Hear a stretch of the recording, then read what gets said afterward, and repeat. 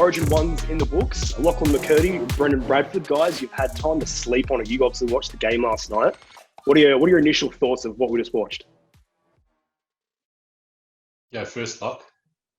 Look, I was all in on the New South Wales whitewash. I got on the bandwagon, was very, very optimistic that New South Wales were going to do it and going to do it easy. And I mean, at half time, you felt like it was going to happen. You felt that New South Wales were on top. You felt that Queensland just didn't show up yet. But I don't know what Wayne Bennett said at half time to his troops, but it was a completely different match in the second half. And I think, admittedly, Brad Fittler sort of came out after the game and was disappointed his side maybe didn't close the game off a bit more in the first half. 10 points, they probably should have had a few more than that. But full credit to Queensland. It was an incredible second half and they just didn't give the Blues a chance.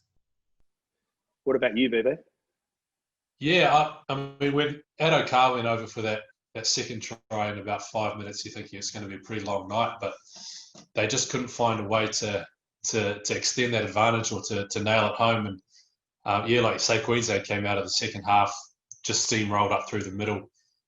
But like overall, I got to say, I wasn't that impressed with the state of footy. Like I thought it was a pretty average game. Like it was exciting. It was trash.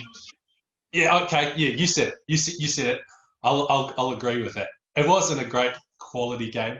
It was definitely exciting, and it was in the balance until the last couple of minutes. So in that respect, it was pretty good, but not what you'd expect from an Origin.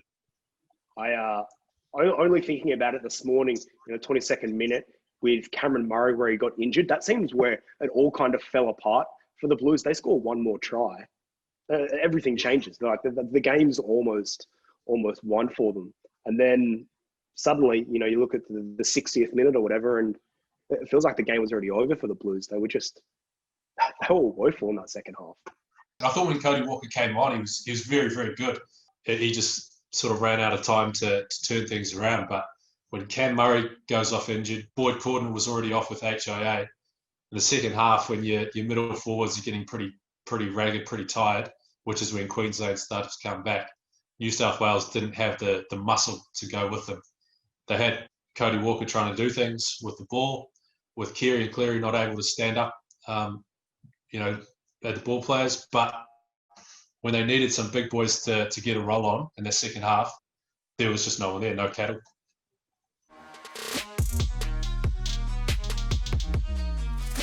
All right, so thanks, Direct Code. It starts with the parts. Guys, I just want to go around and I want to hear everyone's man of the match. Obviously, DCE was given the chocolates last night, but Lockie, for you, who did you have?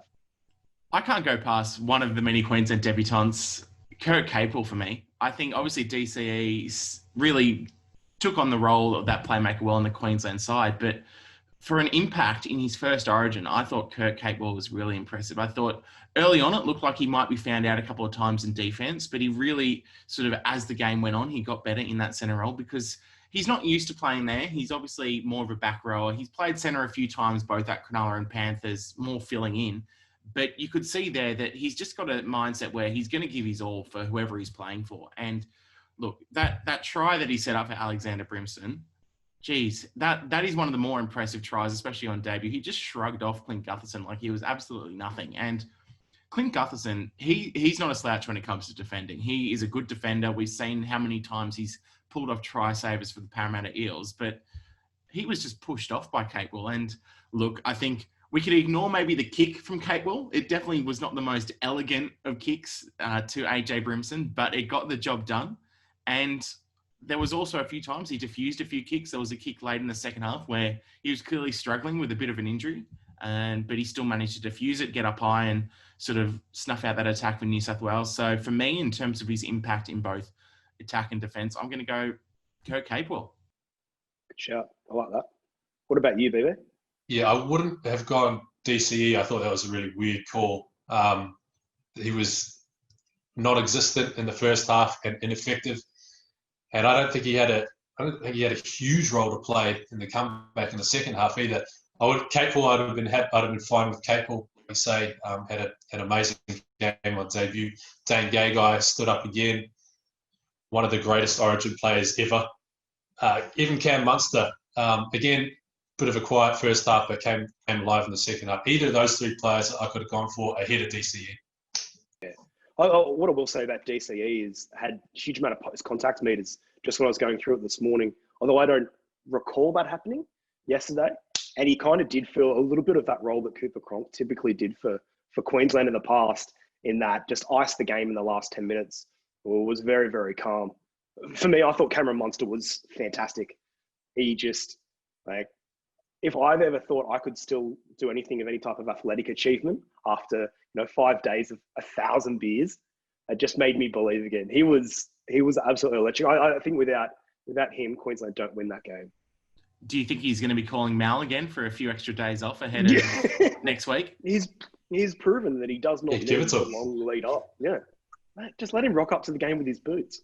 No, he said in his interview after the game yesterday, he had a couple of days of withdrawals when he went into camp. So, footy.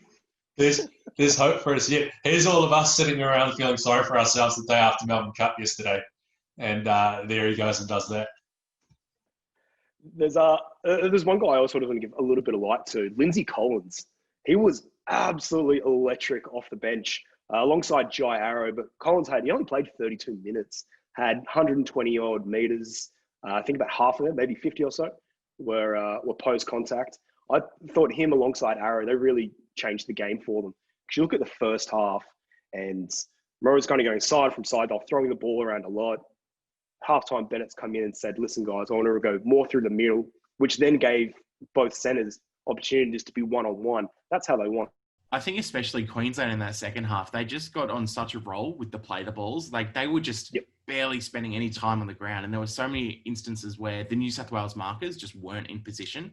And they were getting 10, 15 metres almost every single play. And I think it was a real tactic that I think Bennett looked at and went, just play the ball quickly, get up and put pressure on that New South Wales forward pack. Because I think over the last 2 years when New South Wales have played well, it's their forwards that have got on top. And Queensland have gone, no, we can't stand for this. Have picked a really mobile, quick, but still big forward pack like Lindsey Collins, like Jai Arrow. And it's just worked wonders for them because they just had all that momentum in the second half.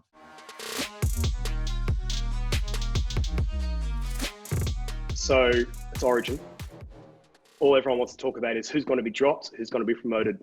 Is there anyone which comes to mind immediately for Queensland? I think Valentine Holmes.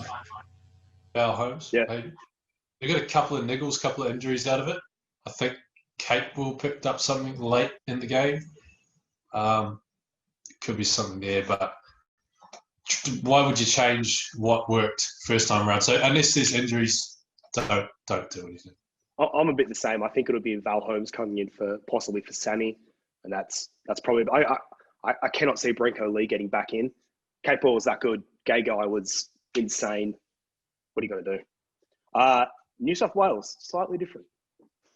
all the chatter has been about Cody Walker, that he needs to start. What do you guys think?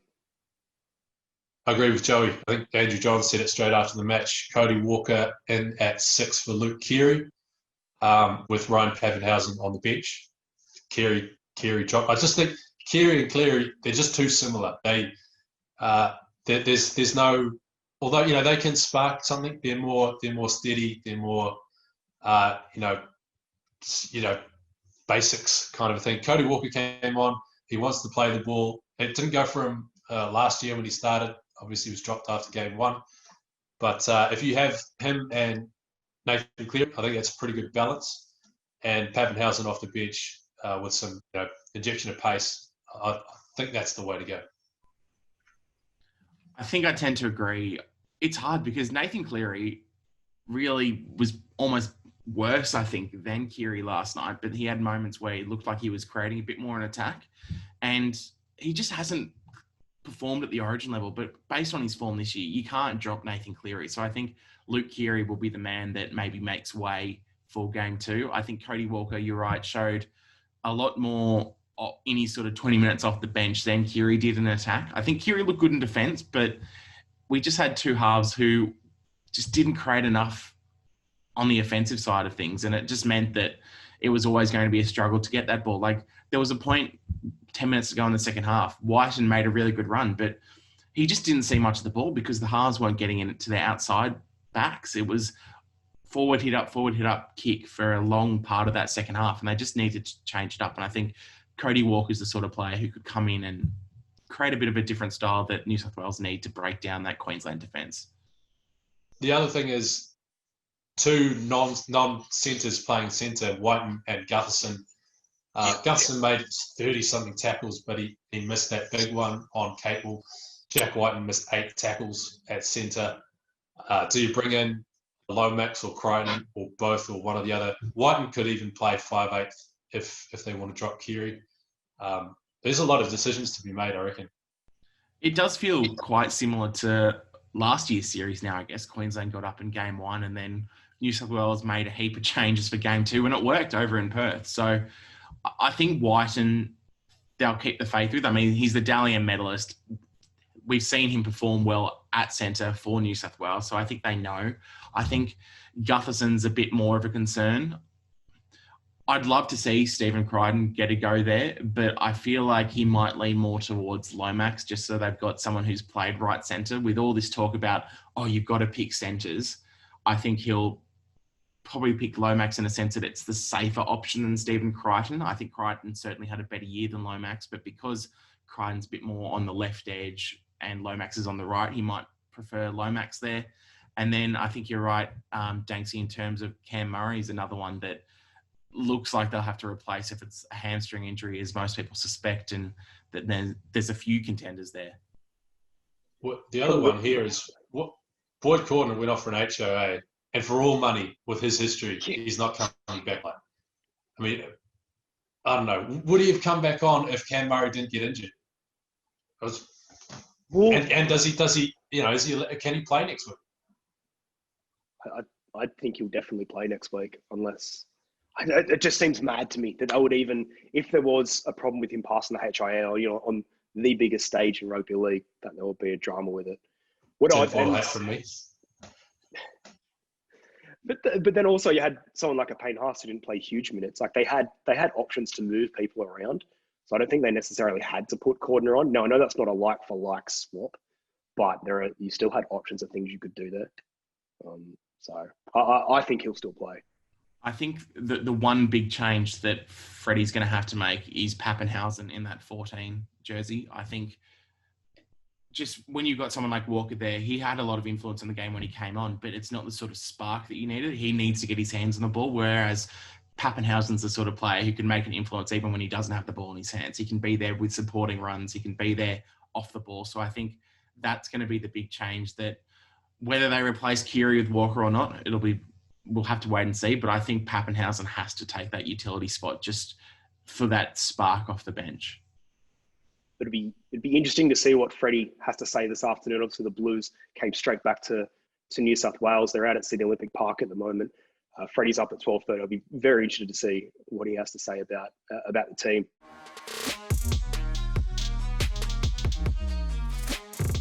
So we've seen 80 minutes now of post-season State of Origin. What are your thoughts? Yeah? Nah?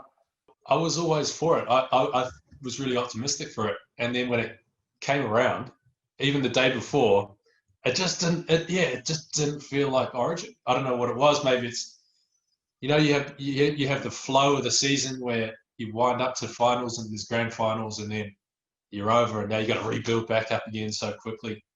There was a bit of that. Maybe the summertime vibe, I don't know, didn't quite work. I still think standalone Origin is the way to go, but maybe mid-season will work a bit better. When you get test match footy at the end of the season and it's always like, sweet, a bonus, but you're not really like that charged up for it.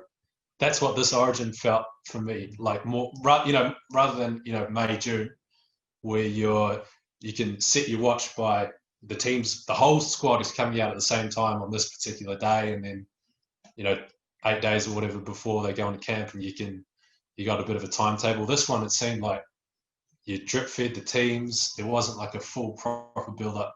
It just didn't feel right. I feel like I'm kind of the same. I think, like you, because I was sort of so optimistic about New South Wales' chances that, it's going to be a whitewash, it's going to be 3-0, I think I'd kind of almost written the series off. And that sense of it really did feel like an international, a postseason match where it's like a little bit less focus on defence and maybe throw the ball around a bit more, take risks they might not usually in an Origin match. But I think now that Queensland have won game one, I think we'll definitely see that intensity step up. Well, I hope so anyway, because New South Wales will have a point to prove. They're the favourites for consecutive years for the long time, first time in a long time. And I think that now that they've got their backs against the wall, it'll make a really competitive series. So I'm hoping game 2 and 3, especially returning to Sydney and then Suncorp in game 3, I think it will make a difference to this postseason Origin. It always doesn't help when the first game is the neutral game. I think it's obviously good in terms of shaping up the series and making it all, giving both teams all to play for. But in terms of build up and stuff, maybe not the first game should be the neutral venue. I think that might have had a bit of an impact. But look, I'm with BB. I think back to back is the way to play Origin. And I think next year they should do it mid-season. Yeah, I'm a bit the same. I kind of liken it to like me sitting outside yesterday in the sun for 2 hours. Like, in the theory of it was very good. But then when I wake up with like a blistered face and like that kind of something, the actual reality is not that great. Hopefully, I do like, as you said, I really like the back-to-back. Hopefully, with the commercial agreement, once we get a new one, that'll be something that we can actually do.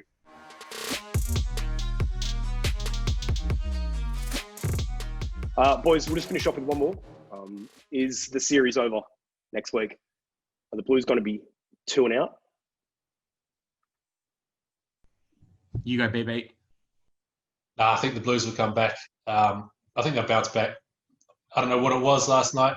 Maybe they were taking a little bit too easy, but I think they'll bounce back.